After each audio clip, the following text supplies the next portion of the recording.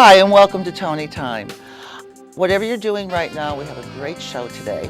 Go get your cocktail or your coffee if you're watching us in the morning. I do want to make a point of saying hi to a dear friend of mine, Ashley. Ashley, I hope you're home, you're feeling better, and I look forward to seeing you. We have today on our show a guest who is a new member to our family, Elsa. Elsa, welcome to the show. Thank you.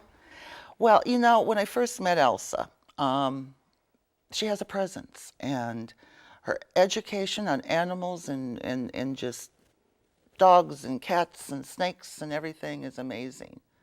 So how did you find this interest? Well, I remember I had cats when Mm-hmm. I was a baby. Like Yeah. the minute I came home, the cats were there. And they weren't really too sure of me for the first 2 days. Mm-hmm. I remember this one story my mom told me where one of the cats, Nemo, he came and sniffed me in my rocker and then turned to my other cat, Tui, and was like, "There's a human baby in here." And Tui sniffed him, and then she raised her paw and smacked him across the face. Like, "You actually sniffed that thing? That could be contagious." Oh my God, how old were you then? Like a day old. Oh my God. So that's when it started? Yeah, and I remember I'm really into snakes. It happened when I was about 2 years old, maybe. We were taking a walk on a trail. My dad, my godmother, and godfather, who Mm-hmm. sadly passed away 2 years ago. Oh, sorry. But we were walking on a trail behind their house up in Blue Hill, and I just found this little green grass snake Mm-hmm. just sitting in the grass, and my dad picked it up and let me hold it, play with it. Mm-hmm. And now, ever since then, every time I've ever picked up a snake, I've never been bitten. I understand that. I understand that. Because animals, I think Yeah. they sense or they know that you're not going to hurt them. Yeah, like I'll even pick up like a really frantic snake or something, Mm-hmm. and it won't bite me. It'll just sit there. The last time I picked up one was probably last year in 6th grade. Uh-huh. I was at Olympiad, which is What's that? I went to this Waldorf school, and they would have these like mini Olympic games for fifth Oh, graders. okay. So I was All right. watching my fifth grade friends at Olympiad up in Freeport, Mm-hmm. and I was down with the little kids at the rocks under this bridge that led to the school. Found this garter snake, and it was like really frantic, just hissing at the younger kids. I just picked it up, and it just sat in my hand, kind of curled around my thumb a bit. See, yeah, Yeah, they that say says a I have lot. that special vibe that snakes like. You probably do. I mean, you Yeah, started with the cat when you were like a day old, and then you're moving along on that. yeah. I remember my first snake, I begged my dad to get it. Uh-huh. The first time I really asked for a snake, I saw a ball python at the new PetSmart because Wow. I was like 3, and my mom, dad, and we went to Walmart that day, Mm-hmm. and we planned to meet up with my mom at the front of the store after we were done shopping. And so my mom didn't show up. My dad's like, "Oh no, Elsa, we lost mommy." And I'm like, "Oh well, time to go get a ball python," because my mom hates snakes. Like, I think the main reason is because my uncle, one day my mom was sunbathing out the back, laying the sun on her back. My uncle put a snake on her back. That might do it, yeah. He also put fish guts in her milk. Oh, he's a practical joker, isn't he? Yeah, and for their 8th birthday party, they had a sleepover. Mm-hmm. My grandparents didn't sleep all night because they just heard girls screaming all night. Like, for instance, my Uncle Michael put silly putty on his face and hung down over the door so he looked like this show character called Rocky. Yeah, And yeah. knocked on the door, and my Aunt Holly, who's staying with us at the moment, went to go answer it and pulled open the door to find like this leper hanging down over the door at her. And they carried my mom's friend, who I call Auntie Sheila, Uh-huh. outside in her sleeping bag. Oh my God. Oh, I love it. I love it. Needless to say, it was a very eventful sleepover. I would say so. Yep.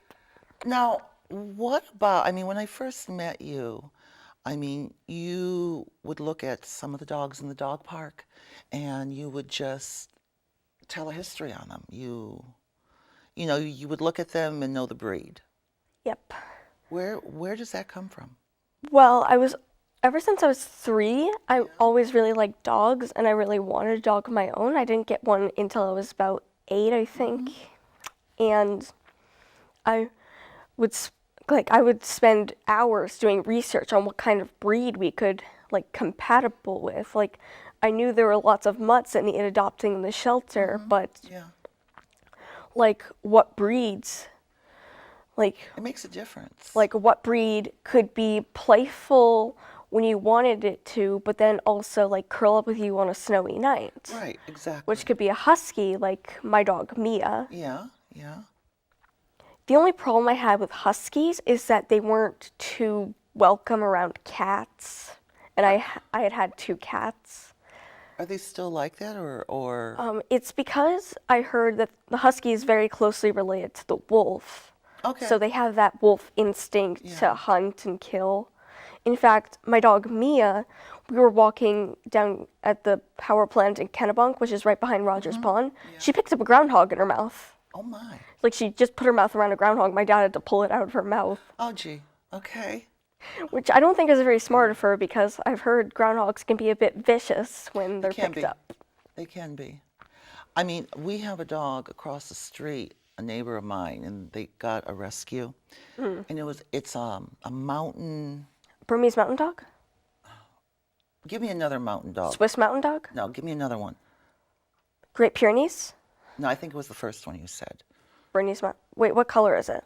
It's kind of a light brown, and the back of it stands up when it gets upset. You know, like down the spine. Rhodesian Ridgeback? Yes, it hunts lions. Yeah, that's a Rhodesian Ridgeback. Well, Madison, one of my dogs, does not like Madison. First time we went for a walk on the beach and we're coming back, and the owner of the other dog, Yeah. the collar broke, and it went right after Madison, so I stood in front of Madison. And the owner comes and grabs the dog by the ears, the collar broke. Then a couple days later, decided to go for a walk like at 5 o'clock at night, and That dog's out there. well, they don't put it on a leash. Oh, God. And I'm walking with Madison, and I hear from my neighbor, Tony, don't move. And I knew. And Madison kind of gave a little cry, and I picked her up so quick and throw her into the weeds. Then I went into the weeds to protect her, and then the dog went on my back, and they're pulling the dog back. Oh, God. Madison wasn't hurt, and that was good. Were you hurt? Scratches. But it was like this dog, any other dog that can walk there, it won't bother. But Madison, forget about it. You know, so it's that instinct, I think, you know. Yeah, maybe if they think she's a lion because of all her dreadlocks. Could be. Could be. But that dog, I have to be very careful. Yeah, if Madison was like a Leonberger, What's then, a Leonberger? It's this mix between a Newfoundland, a Great Pyrenees, a Saint Bernard. Wow. They're made these size of lions, and it would probably get attacked by the Rhodesian because obviously it reminds them of a lion's, even kind of the color of a lion's mane. Wow. Wow. I mean, that's. I remember my aunt up in Holton. She saw they were thinking about getting a dog, and she was down in Mississippi with us, but the person she takes care of, because she's a therapist, he saw a wolf in the yard. Whoa. And they're like right near Canada, so it's still pretty uncommon to me, but they saw like this huge gray wolf in the yard. Its paws are like probably this big.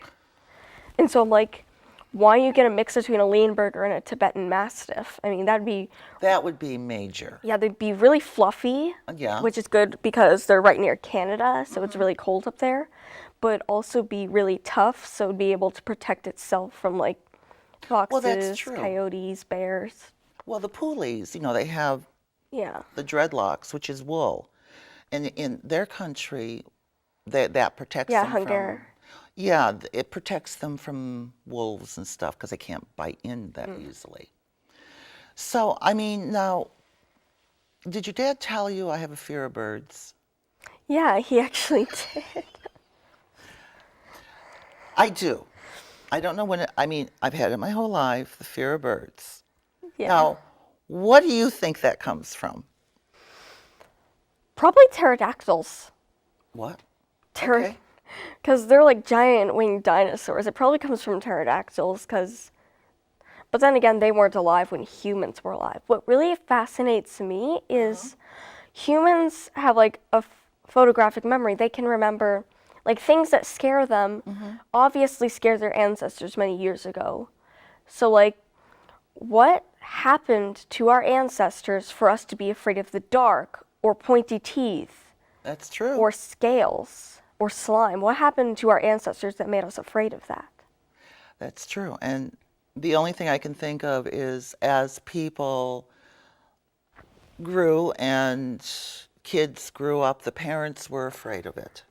So it channeled into the kids and then their kids.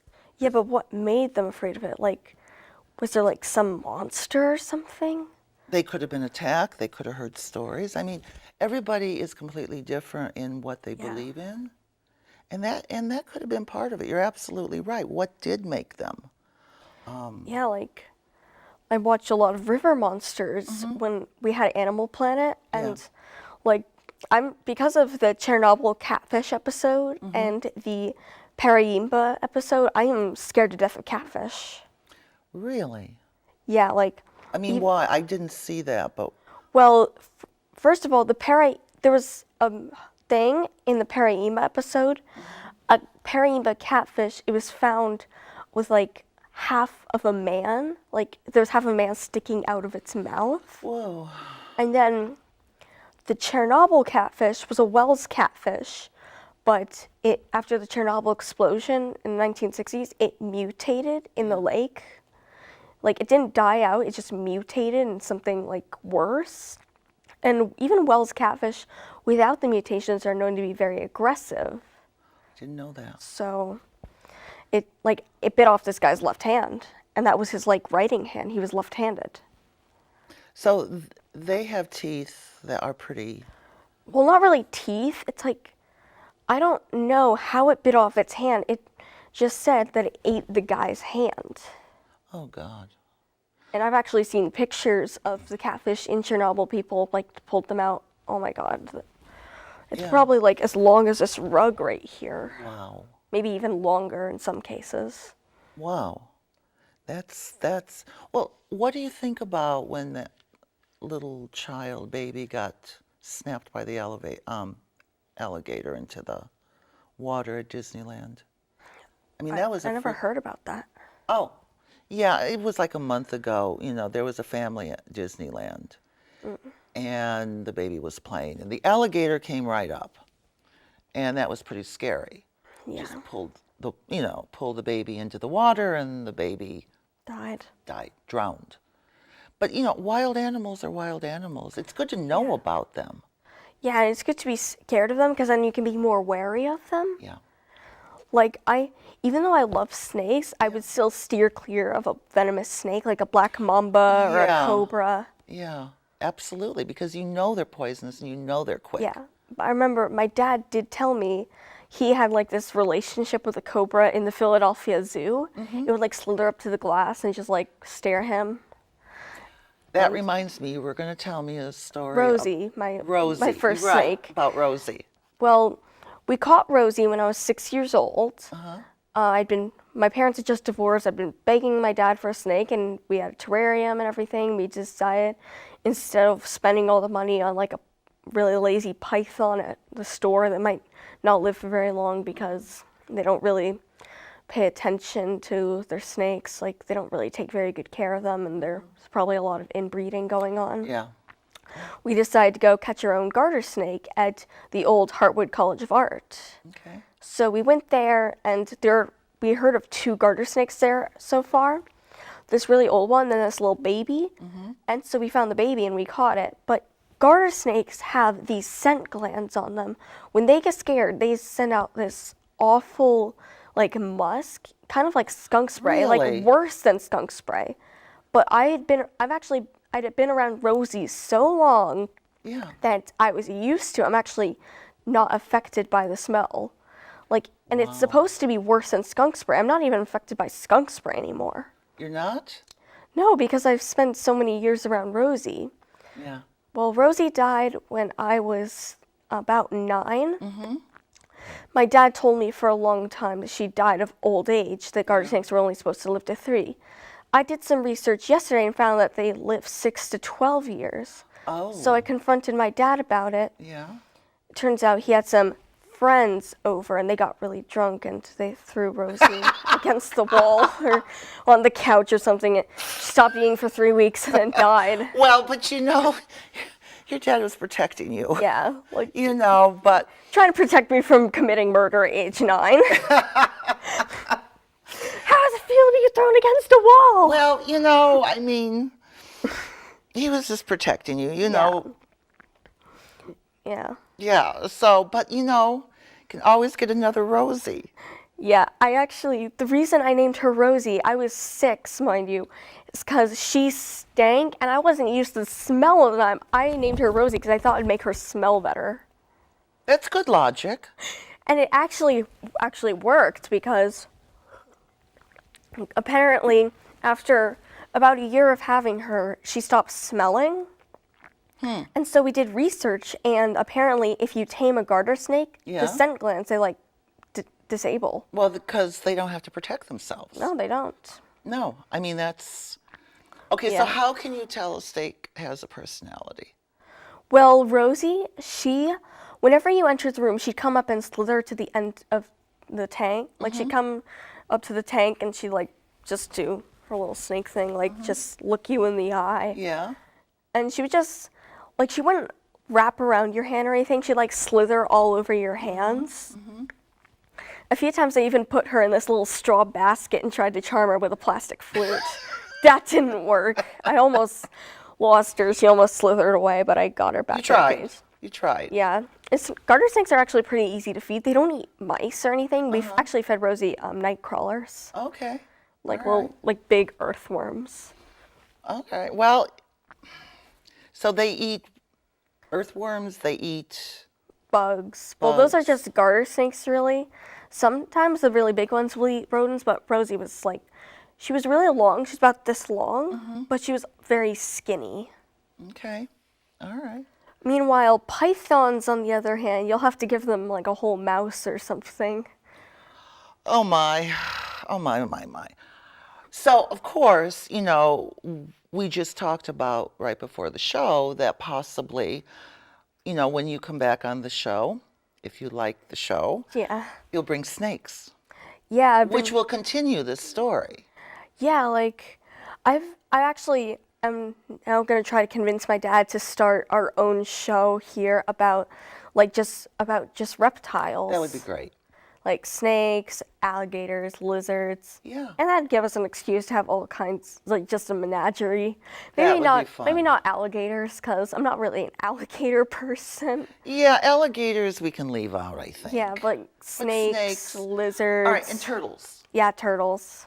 Okay, because I have a friend of mine in LA who raises turtles, and I mean, they're like this big. No kidding. Oh, yeah. I have a photo. Your dad has the photo. The turtles, every day, they line up for food, and they're like little coffee tables moving around the patio, and it's great. And what my friend's husband does is when the turtles lay the eggs, he takes them in, he puts them under a heat lamp and hatches them and Yeah. nurses them, and then they just keep, so they've got 50 Yeah. turtles walking around. Yeah, I've been watching Snake Hunters TV for the past few days, Yeah. which is this YouTube channel about this dad and his daughter. They've raised pythons and stuff. They have a Burmese python, a few ball pythons, African house snake. They even have a pet snapping turtle. Wow. And after feeding the snakes, any mice they have left over, they give the snapping turtle. Which my dad, apparently, we watched the video last night, he didn't know the snapping turtles swallow their food whole. I didn't know that either. They'll take the thing into their mouth, you think because of their beak, they would crush it up and then eat it like we do with our teeth. I mean, turtles don't have teeth, but it has that really strong, sharp beak. Strong, yeah. No, they just shove it in their mouth and swallow it whole. Wow. Wow. Well, on, West Street here, I mean, there are turtles always crossing the street. Yeah. And I'm always stopping and picking them up and putting them into the water and stopping traffic again. And somebody once told me those are snapping turtles, but I figured out their head can't get around to where my hands are. Mm. So they're not going to bite me. And Yeah. animals don't bite me. I remember when I was about 9 or 10, I think I still had a Rosie, maybe 8 or 9. We were going on a nature walk at camp, and we found this baby turtle, like a baby snapping turtle. It was like all cute and black, kind of muddy. And I was bullied a lot in camp. Like, people were like teasing me because I'm like, they're like, oh, you're vegetarian, or oh, you're a slow runner, or oh, you're a girl, so you're not as good as us. What's that about? That's Yeah. crazy talk. And so they were saying that, like, they were trying to, like, we actually started up this whole riot in the middle of the woods about the turtle, because this one group was like, we have to kill it, it's gonna grow up. And then I was like, growing up, and we're just like, save the turtle, Sam, you stink. God. I even had, like, it was the whole camp going with us on the nature walk. I even had, like, I was like in 4th or 5th grade. I had 6th graders on my side. Oh my God. That's great. That's great. No, I mean, animals, as I said before, I mean, they pick up your energy, they pick up the way you are. Yep. So now tell me, what would be your goal going forward? I mean, you're 13? Yes. 13, and you're pretty amazing, and you're very intelligent. Yeah, I couldn't say as much for global studies class. Yeah, but where do you see yourself maybe in a couple years? I would kind of like to be an actress, but I also want to work with animals. Like, I want to work with, like, both dogs and cats, but I also want to work with, like, reptiles. Okay, let's go to the actress part, because I've done that my whole life. Yeah. Yeah. I kind of want to be like the actors from the Harry Potter films. Oh, that would be cool. You know, like, I hadn't really liked Harry Potter for a while after I was younger, but then I started reading it and watching the movies in the past year. And I think Alan Rickman was my inspiration, because like, it really inspires me that he can, like, play the role of Professor Snape, and he doesn't, like, even with all the parts where he'll, like, smack Rupert and Daniel across the head with the book, he doesn't smile. Like, even though I'd probably be, like, cracking up having to smack my friends across the head with a book. Yeah. Which I do all the time anyway. Like, he doesn't smile. Like, he just can keep a straight face, and I can't do that. Well, that's okay. That's all right.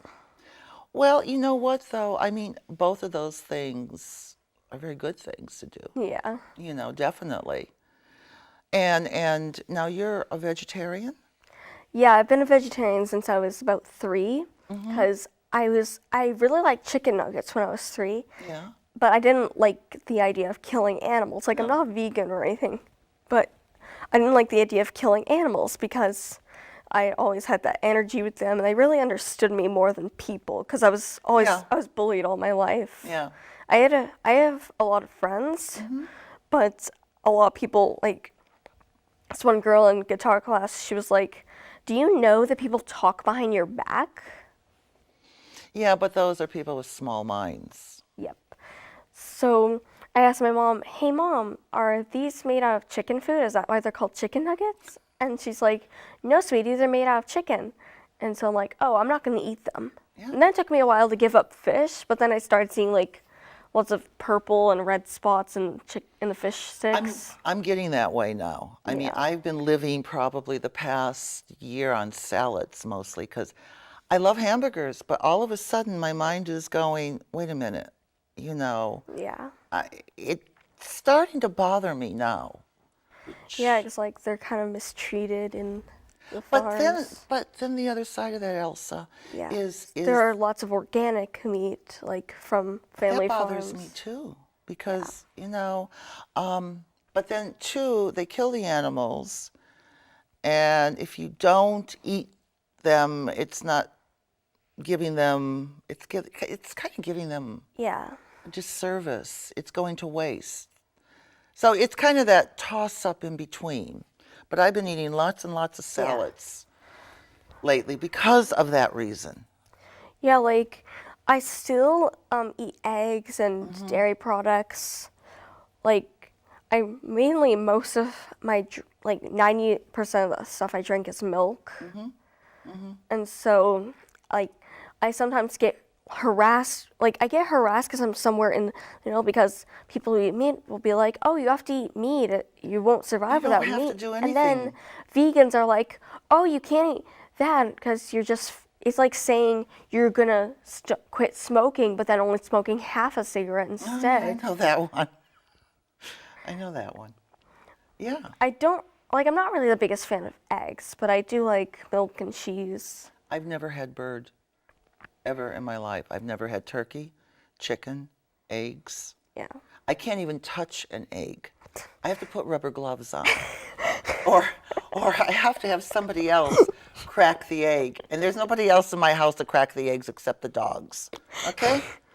And so of course I have no idea what this stuff would taste like. And I think if it did go into my mouth and I knew what it was, or if somebody was trying to play a trick on me, I don't know what I would do. I have no idea. When I used to come up here to Maine and lay on the beach, I would pay a kid $1 to run around me in case I fell asleep, so they chase the birds away. I don't know. Yeah, when I was about 4, I would beg my parents to get a canary because I was really into canaries at that age. Like, I just find them so cute. They're like little orange and yellow and white, and they just sit in your hand. They'll just sing all day, which is kind of a problem when the days get longer in the summer. Yeah, true. True. No, I've never touched it. I can't even imagine what it would feel like to Yeah. hold a bird in my hand. I've held my grandmother's chickens before, but like little sparrows and chickadees. My dad knows people who can just hold a sunflower seed in their hand. Chickadees will just like come and land in their hand. But I can't do that. Really, it's just me and reptiles. Reptiles just like me. That's great. I mean, that's a charm. That's something they pick up on you. So, going forward a little bit to perhaps, what are you into now? I mean, let the audience know. Well, I really like books a lot. My friends and I, we call ourselves bookacorns. We even have Wattpad accounts, all of us, which is, Wattpad is a website where you can go on and you can write books and you can read stories, vote on stories. Wow. And so we call ourselves like Elsa the Bookacorn or Rin the Bookacorn, Sarah the Bookacorn. Now, if people wanted to get on that site, how would they get on that site? You have to sign up with your email Okay. and you have to make up a unique name and a password. According to my friend Ketty, who created the whole Bookacorn gig, you can you just have to ask our account, the Bookacorns, that's what it's called, and if you have permission, you can just put your first name and then after that, the Bookacorn. Okay. All right. The only problem is that we have 2 Emilys in our friend group. Yeah. So one of them has to have underscores right. over everything, Okay. because obviously there's like Emily the Bookacorn, which is one word, then Emily underscore the underscore book underscore a corn. Oh my God. No, just so the audience know how they can go about that. So what electronic equipment are you into? I have an iPod, and I have a little flip phone too. That like you can't get any apps on it or anything. Right. I have one of those. Yeah. And for school, I have an iPad, but we're not allowed to take them home over vacation. So now in school, that's what they're using, the iPads? Yeah, like Really? at my old school up in Blue Hill, Yeah. Wow. they would use little laptops Yeah. because apparently they couldn't afford the iPads. But then down here they use the iPads, and when I told them we use laptops at my old school, they're like, "Oh, we can't afford the laptops. They're so lucky." Wow. So that, of course, that you can have all that in school now, but that's where the world's at now. That's the technology. Yeah. I'm also really into video games, like Oh, I love like video Eve. games. Eve is one of my favorites right now. Eve is a video game created by a Japanese video game producer.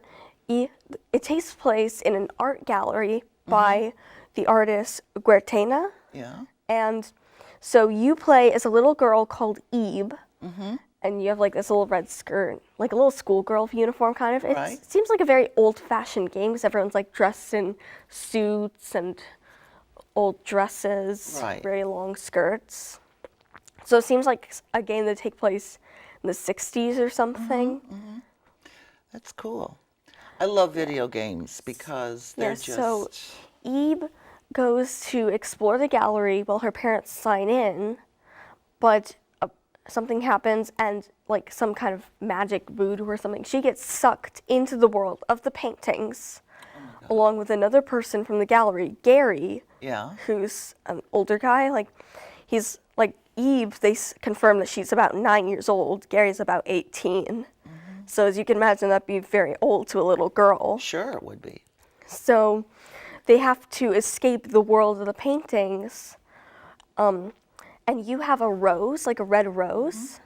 And you have, like, if you lose all the petals on your rose, then you die. Oh, okay. And there's this one part of the game where you come across this little girl called Mary, who claims she's from the gallery, but she's actually one of Guertena's paintings, who's trying That's clever. to get out into the human world, because unless somebody stays in her place at the gallery, she can't go into the human world. Oh, how cool.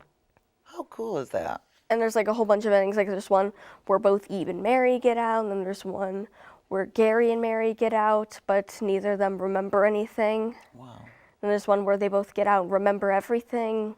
There's one where Eve sacrifices herself so Gary and Mary can get out. See, the whole thing with video games, it's so cool because it gives you a storyline. It pushes you along on that, which I think is great. Like comic books. I mean, that's Yeah. a great learning tool. I mean, I love comic book art. And Yeah, I'm really Graffiti. into like Japanese anime and manga. yes, I am familiar Yeah, with them. like I'm currently watching, I can't watch it a lot because my cousins are there and they often like barge in on me, which is really annoying. But right now I'm watching Ouran High School Host Club, Yeah, which is never about, heard of that. yeah, it's about a non-binary named Haruki, who like joins a host club in a high school. And non-binary means like she wants to go by any pronouns. Like he can go by he or him, and he can go by she or her. Cool. Yeah. Yeah. How great. I actually have a friend who's non-binary named Abby, Oh, and she goes by any pronouns. Like you can call her a him, and he'll be okay with it. okay. All right. You are just amazing, Elsa. Yep. You have a wealth of information in your mind. Yeah, it's just not many people choose to access it. Well, I'm accessing it, and I think it's fascinating because you're so much older than what you are.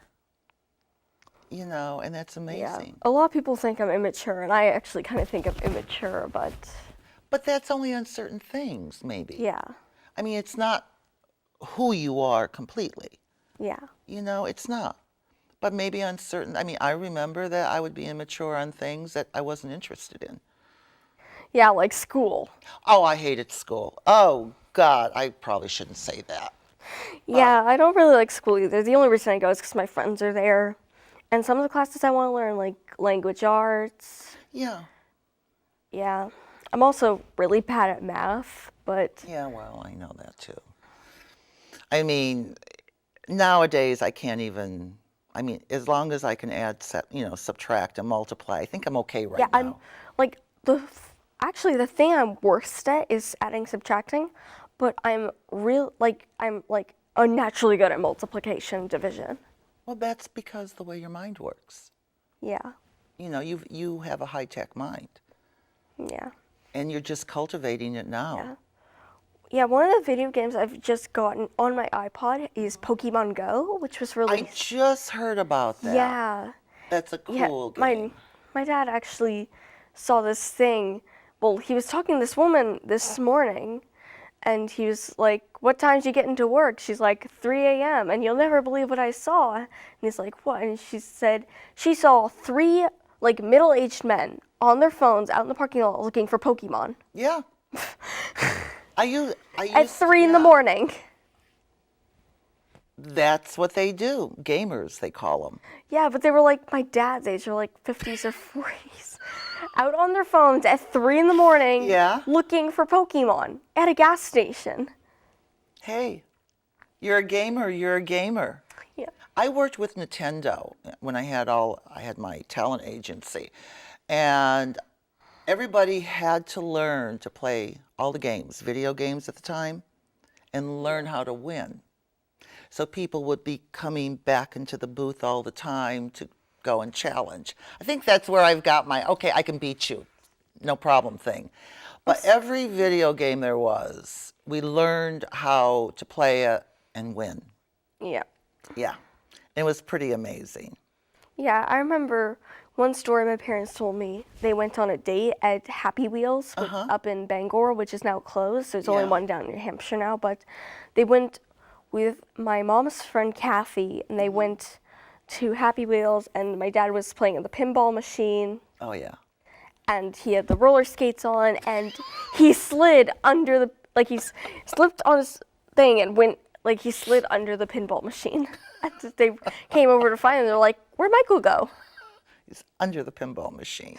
And he's like, can't get up because he's on his roller skates. Under the pinball machine, that's cool. Well, we're running out of time, Elsa. I can't believe this already. Yeah, me neither. It's gone too fast. Will you come back again? I'll see what I can do. Next time I'll try to have some snakes I can bring. Maybe I'll bring my pet hamster, Muffin. Oh, that would be great. Maybe I'll bring Mia in. Mia would be great. She's more than welcome to come in here. Yeah, I would bring Shyla, but Shyla might get a little freaked out, all the equipment. You know what? I'll bring Cinder in. Cinder's... Okay, wait. Tell me about Cinder. I want to hear about this. Cinder is my ragdoll cat. Okay, what's a ragdoll cat? A ragdoll cat is like this kind of cat. It's it's supposed to be a really big cat, but Cinder's like very small. But they just lounge. You can do anything with them, anything. Like you can dress them up in a Victorian style dress, and they will just lay there, just like with their tail, and they won't even like do anything. I've never heard of a ragdoll cat. Yeah, Cinder was found 2 weeks old in a litter of 4 kittens. She was the only girl in the whole litter. Wow. She was found in a box in Saco, out in an alley. Ugh. The mother was either dead, like she'd had the kittens on the streets and then died, or she had the kittens in the streets and then ran away from, like she'd run away from her family, or maybe she'd had the kittens at home and the owners just left them out on the streets. Mm-hmm. All the kittens survived, and they were taken to the Animal Welfare Society in Kennebunk. And I remember one of them was gone when we got there. Cinder and 2 of her brothers were left, and they thought because 3 of them were boys that probably all of them were boys. Okay. And I don't think they actually knew Cinder was a girl until they went to get her fixed. Oh my. And because her name when we got her was Eddie. Okay. And so she's like all black and she's very fluffy. Yeah. She's greenish yellow eyes. Yeah. She's a very sweet cat, but she has a bad overbite, so when she purrs and gets really happy, she drools. Oh, she sounds wonderful. Yeah, and Shiloh likes to pick on her, like just bite her fur. And so how does she get along with Shiloh? She tries to stay out of her way, but normally she'll just lay there and let Shiloh pick on her because she's a ragdoll cat and she's all like defenseless and helpless, can't really do anything. Really? I mean, a ragdoll cat, I mean, they have claws, right? Yeah, but she's not really that smart either. Oh. Like, my other cat, Storm, he's a mega hunter. He'll bring back rats. Well, he never brought back a rat before, but he's brought back chipmunks and squirrels. But Cinder, we just started letting her outside. She's very considerate of me. She brings back leaves. Oh, she's thoughtful. Yeah, she's a very sweet cat, but she's just not that smart. Well, maybe she's just a little laid Yeah. back. Yeah, know? she's very laid back and she likes to cuddle. She gets tortured by my younger cousin Margaret, Oh, jeez. who likes taking advantage of her laid backness by like picking her up. And I'm gonna take her to the pet show on July 25th Where's the pet show at the library, Kennebunk Library. okay. But I would bring Shyla, but Shyla gets really excited around Well, other she's young dogs. yet. Yeah, and like they bring chickens and frogs there. Yeah. And so I don't want Shyla like knocking over anything, Yeah. getting yeah. too excited around all the dogs. So I'm gonna bring Cinder instead. I even have this little harness that's like a hoodie. Yeah. It looks like a hoodie. Cute. And I have this little pink leash for her. She's just like, if I put it on her, she'll just like flop down on the ground like she can't move because she's trapped in a straitjacket or something. I can't believe that. Well, we've got to close our show now, but I know. I want to access your brain some more. Yeah. It's great. Let's do it again. We'll bring Yeah. the snakes in. Yeah, and I'll see if I'll see if my parents let me bring Cinder, and That would be. I'll try to convince my dad to let us start our own reptile show or something. Oh, yeah, Just yeah. an animal show. Yeah, it would be great. Absolutely great. And the animals, I mean, this is a studio, but they really can't hurt themselves. They can climb up Yeah. on things. Yeah, but I think it'd be kind of hard to find a snake in here. Oh, Like well, if then it, the if it snake would- slithered off, then It would be a whole different thing with the snake. unless it was like this like 6-foot python. I remember holding an 8-foot python Are they heavy? I was sitting down. I was about 8 years old. Yeah. But it was kind of heavy on my shoulders, but not really because I was sitting down. If I had been standing up, that could be a whole different story. But they look heavy. Yeah. Yeah. I mean, Like, and I not bet that 10-foot python in Westbrook, Yeah, that must take like 4 men to pick it up or something. more than likely. And I'm sure it's eating an awful lot. Well, snakes actually, like a snake like that, it can eat a beaver, like it did, and then it won't be hungry for another month or something. Oh, geez. Because they're just so big, their digestive system is like slower. Like we only had to feed Rosie like once every 3 weeks. Wow. Wow. That is. Right now, I have my eyes on this beautiful banana point ball python at Biddeford's PetSmart. My mom won't let me get it because obviously she doesn't like snakes. Right. My stepdad doesn't like them either. Okay. And my dad isn't quite ready for another snake. I'm still trying him though. Okay. Right now, I'm going my backup plan, which is my camp counselor, Kiara. Uh-huh. She's works at Mainstay Shakespeare Camp, and Shakespeare's plays had a lot of snakes in it, so I think she might like snakes, but that's a maybe. I'm still waiting for her response on Instagram. All right. Well, you know, what I like about you is you don't give up. I don't. No, I don't either. Don't give up. I don't. If you want to do it, you do it. Yep. So we're going to end our show now, but you're going to come back, and we're going to I'll do all see this what stuff. I can do. Let's see what you can do. Yeah. And I want to thank. Well, would you like to say anything to the audience as a closing note? Just snakes are friends, not enemies. Just remember that. They won't bite you unless you provoke them. Right. Remember that. So I want to thank everybody today for watching our show. We had a great time, and we're going to access this brain again. And I want you to have a good day, and we'll see you soon. Bye-bye.